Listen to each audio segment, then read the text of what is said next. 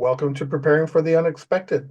Today is day 3 of Business Continuity Awareness Week, and I would like to welcome back to the show today, Jason Haas, and we're going to talk about community resilience. Welcome back, Jason. Hey, Alex, thanks for having me back. Really appreciate it. Well, really enjoyed day 1 and day 2, where we talked about personal resilience and sharing so much personal information and lessons learned and things like that. So, For sure. Reminds me of peeling the onion a little bit. Got a little teary-eyed at times. yes, yeah, both of us did actually at times. So, Yep, yeah. it's all good. Well, we're going to change gears today. Hopefully, no tears today, because we're going to talk about community resilience. And we have two different viewpoints here. And the first one is a micro approach. So, what would you like to say about that? Yeah. So in thinking about community resilience and from a micro perspective, a few things pop into mind. And if you see my eyes shifting, it's because I made notes. There's no way I can remember all this, man. There's so much. But a couple of things that I think of and things that I've done as well as my neighbors. One is individual and family preparedness. Thinking about, from a household perspective, what are your emergency plans? It's one thing to have, evacuation points and, muster areas for businesses and mass messaging and pulse checks and things like all of that. But how does that apply to that micro approach of thinking about yourself, your family, and your loved ones? So encouraging those households to have emergency plans for those type of impacts that could be around them. For me in Colorado, wildfire and snowmageddon and all sorts of crazy things are ever present. Like today down in the plains, it's 70 degrees, but if I go an hour into the mountains, it's 18 inches of snow happening right now. So, what are you prepared for based on your needs? So, having those plans, practicing those plans, those kits, and the knowledge to effectively, respond to those disasters. Think of it like how you practice in your organizations. Shouldn't really be that much different at home. It's just much higher stakes. You're talking about your loved ones. Yeah. Um, Also, I think of like local social networks. Love it or hate it, applications like Nextdoor do have some value in it besides identifying which neighbors are absolute idiots. Beyond the idiot identification on the Nextdoor app, But none it's a of your great neighbors way. are my neighbors. No, it's just for the record, right? Oh man, I hope my neighbors aren't watching this right now. Man, sorry guys. Maybe I'm the idiot, who knows? But those local social networks allow you to share that micro regional information around those type of impacts.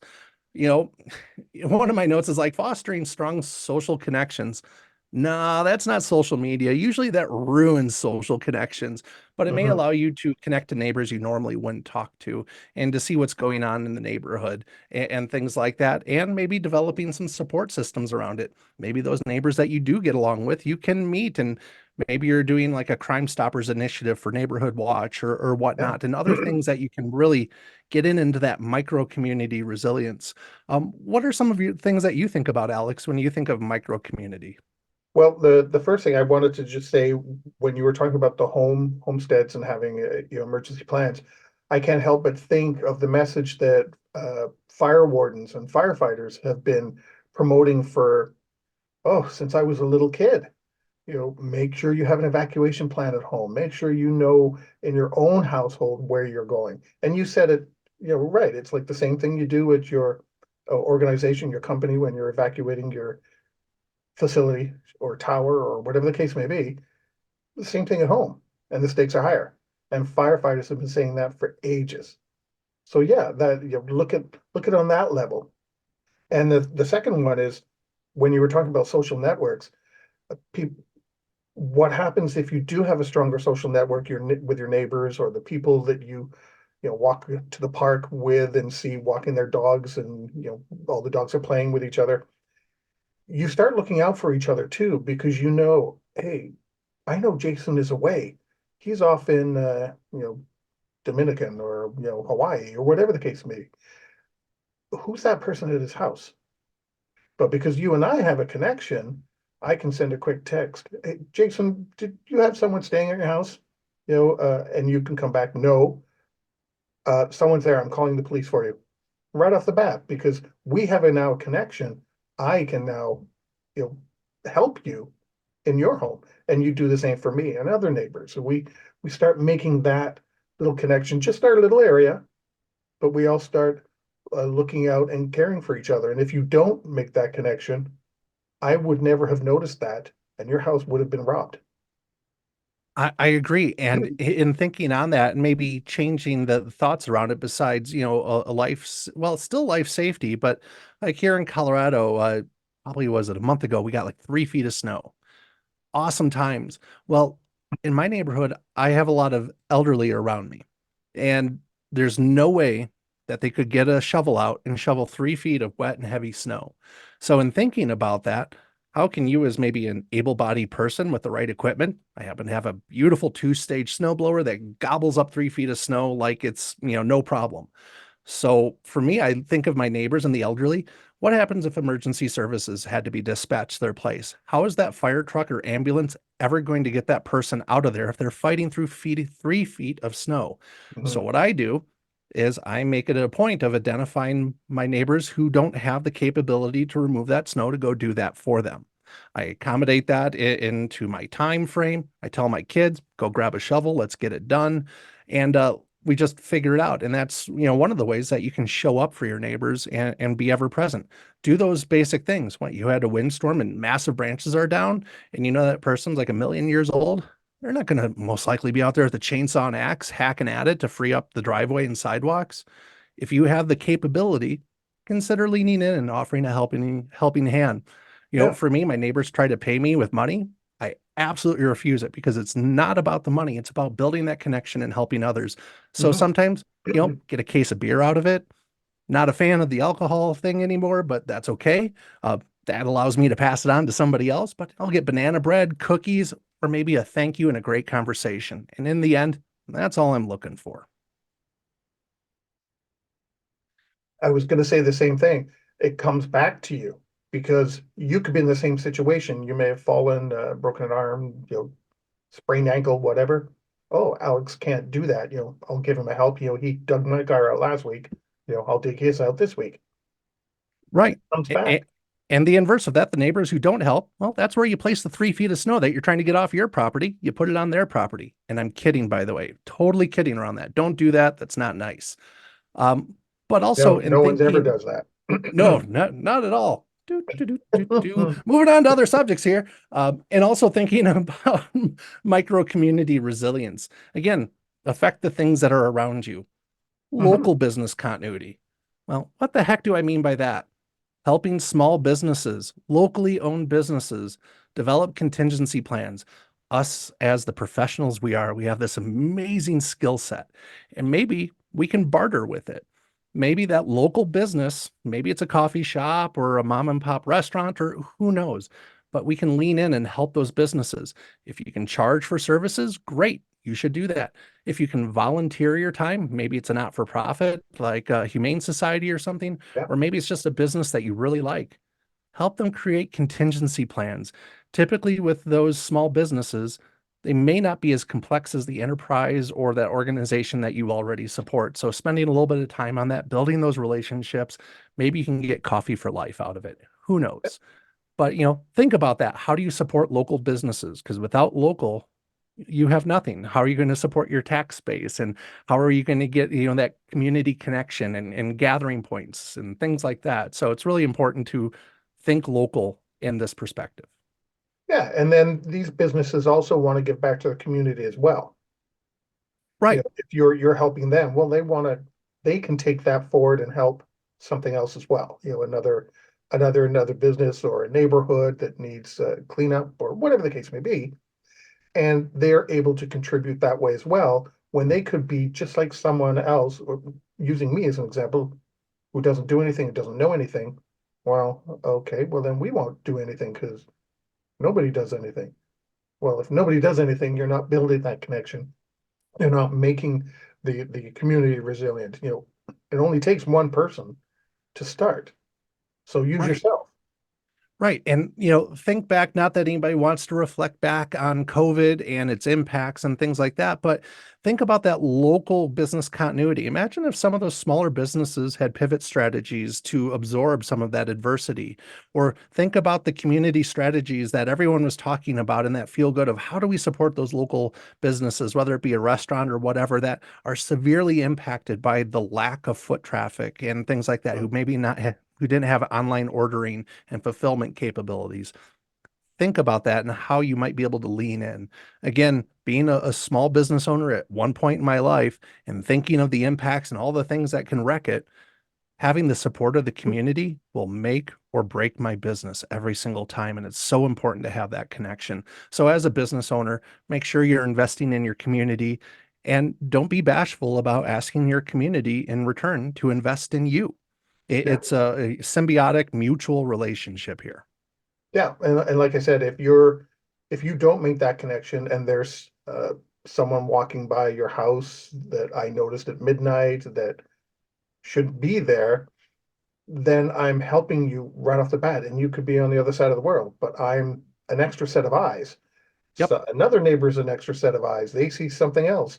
Together, we come up with a description of the person or a license plate number or something like that because we're all watching out for Jason, who we know was on a trip. Well, now we caught him. And Right. that never would have happened if we didn't have that connection. Agreed. So if you see something, say something. I'd rather have it be a response from the police or emergency services or whatever it may be unnecessary compared to letting a need go unanswered. So it's really important to be engaged and aware of your neighbors and to actively participate in keeping everyone around you safe. Yeah. And it all Um, starts on that micro level, what's close to you, what basically what you can influence, what you right. have influence over. And one of the other things to think about from a micro level, as we have constrained resources in Colorado, gosh, what was it? A couple of weekends ago, we had a high wind event. And, the power companies are learning that during high wind events, power lines get knocked down, sparks are created, and wildfires are started. So the local power provider here, which is Excel Energy, they cut proactively power to 55,000 people in our area. Now, thinking about micro community resilience, think about micro infrastructure. What is that? Well, that could be things like a backup power system. Do you have a battery bank that can run your critical power guzzling items in your house? Do you have a generator you can leverage?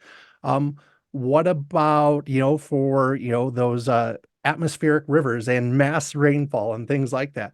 Is there a way that you can manage stormwater differently, how it runs off your property, or leveraging rain barrels and things like that to be more eco-friendly, as well as mitigate, mass runoff type things? So thinking about what you can do from an infrastructure standpoint with your home, even if you're a renter, think about like a battery backup unit, or maybe it's a gas powered generator that you can run, separately, that you might not be backfeeding into your home, but maybe you can run your refrigerator freezer for a while so you don't have massive food loss. Just think about those 55,000 people who may not had an alternate pivot. They lost all of that food. Most likely. Guess who's not paying for that? Excel Energy. Maybe Right. your insurance will, your homeowners or your renter. That's not guaranteed. It varies from policy to policy. So, thinking also about that micro infrastructure, make sure you're insured. As part of, resilience professional, business continuity professionals, insurance is kind of a backstop for us, whether it's cyber insurance, other business insurance, disruption insurance, insurance for insurance for insurance. Um, you should be well insured for your home too, around what your personal risk appetite is. Do you have flood insurance?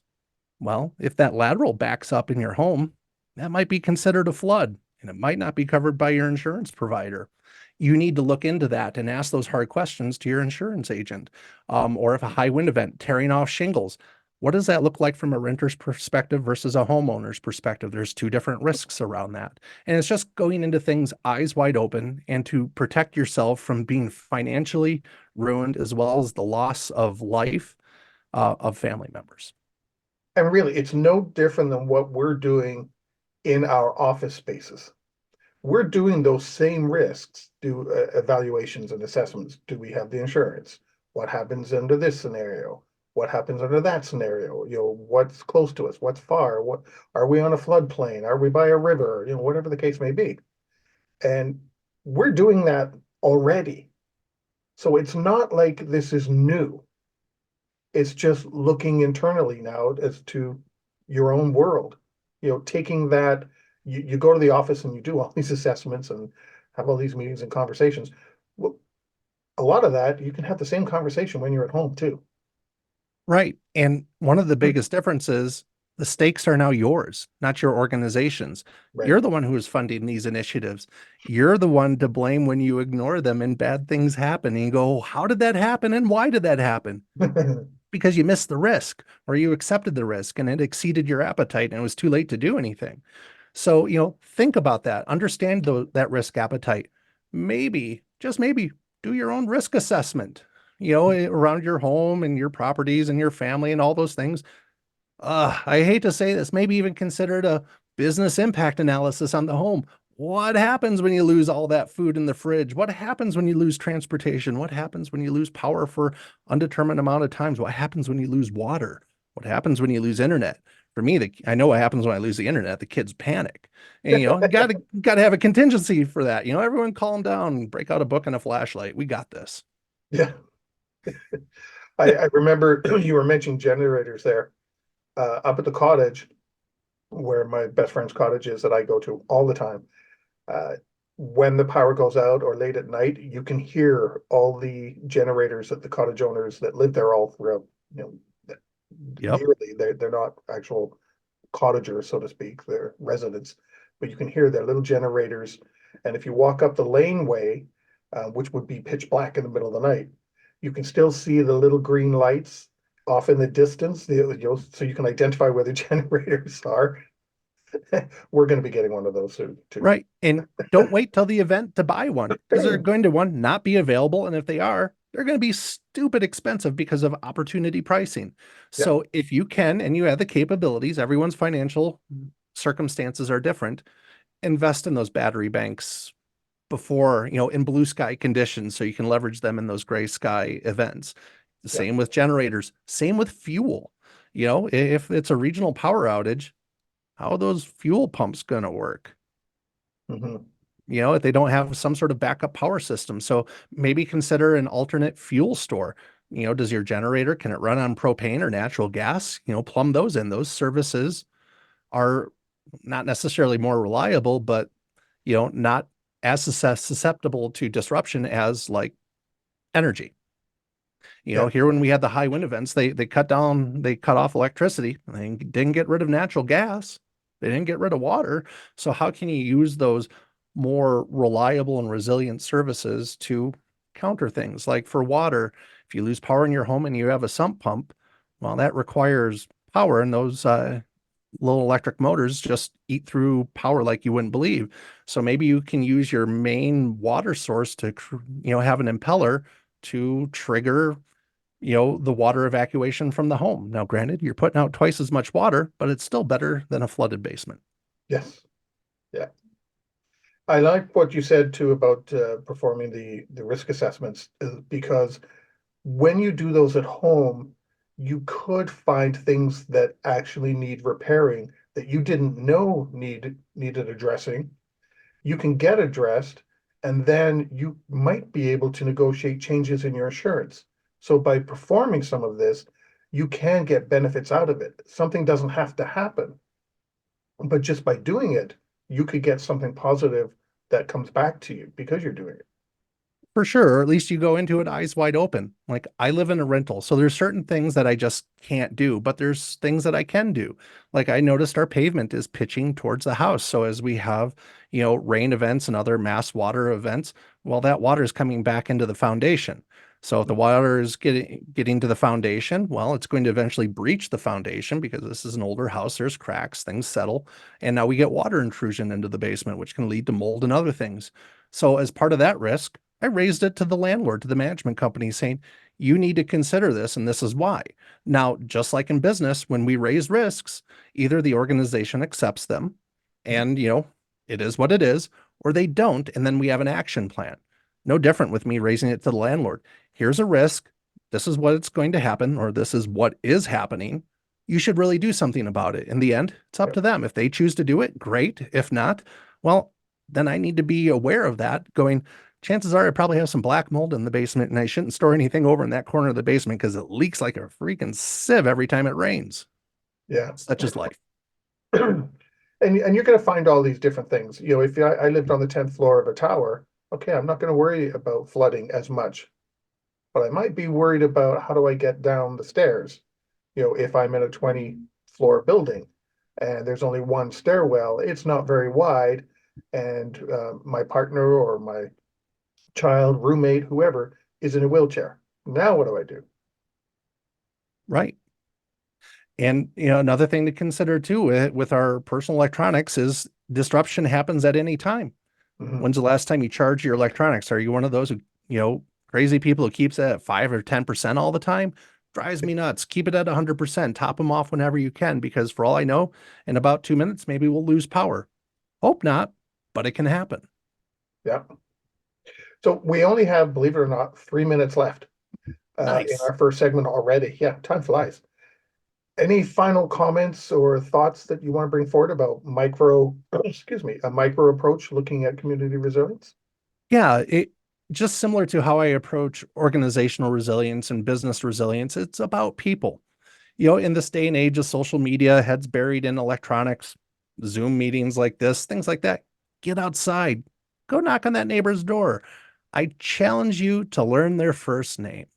I then challenge you to even share a phone number or an email address. And then maybe even consider talking to them regularly. It's amazing the things that you'll learn. You'll learn a lot about your neighbors, whether that's a reliable person or not, whether, maybe they have some certain tools that might benefit you or other neighbors later on. You can take advantage of it. Like on my block, I'm the only one who has a 2-stage snowblower. So when it snows, everyone waits for me to go outside first. And I don't blame them. I would too. But I also remind myself of when I'm injured and I need to rely on my neighbors. When I shattered my right foot like 5 or 6 years ago, I couldn't mow the lawn to save my life. And luckily, I had great neighbors who I compensated for their time. That was the agreement we had. And they were able to take care of my lawn for me. And whether it's compensation or not, or volunteering and just feel good, you do you, and however what suits your expectations and your outcomes. In the end, your neighbors can rely on you, and you should be able to rely on your neighbors. You guys are stuck together. If you're homeowners, you're definitely stuck together unless you want to sell. So you might as well make the best of this situation. Yeah, the pandemic actually brought me and my neighbors closer together. Because a lot of times we're at work, so we don't see each other. You know, everyone's getting up early, leaves, comes home, has dinner. You hardly ever saw them. During the pandemic, because people were home, we would stand outside, we would meet each other. Hey, I'm so and so, like I see you guys all the time. And I have a dog, so when I go to the dog park, and I'm sure if anyone with a dog listening knows this, you start to learn who everybody is through their dog's name first. Then you Right. get to know who the owner is. And then you do what you said. You get to know them and have a chat and, find out who they are and they find out about you. And, that's how it happens. Right. And then before long, you got 3 feet of snow on the ground and you're asking Yeah. for help, or there's a tree down, or maybe there's a medical emergency that, you had to leave the house and you need help with the kids, or who knows, you could, maybe you need to borrow a cup of sugar or a couple eggs because you're trying to bake those cookies. And by golly, you just ran out of everything. Been there, done that. I've been on both sides of that one. So get to know your neighbors. It just might be worth your time. And on that, we've come to the end of our first segment today, talking about community resilience with Jason Haas for Business Continuity Awareness Week 2024. And we will be right back. If you liked that video, thumbs up. If you didn't like that video, thumbs down. But leave me a message and let me know your thoughts. Of course, don't forget to subscribe. And in the meantime, stay prepared, everybody.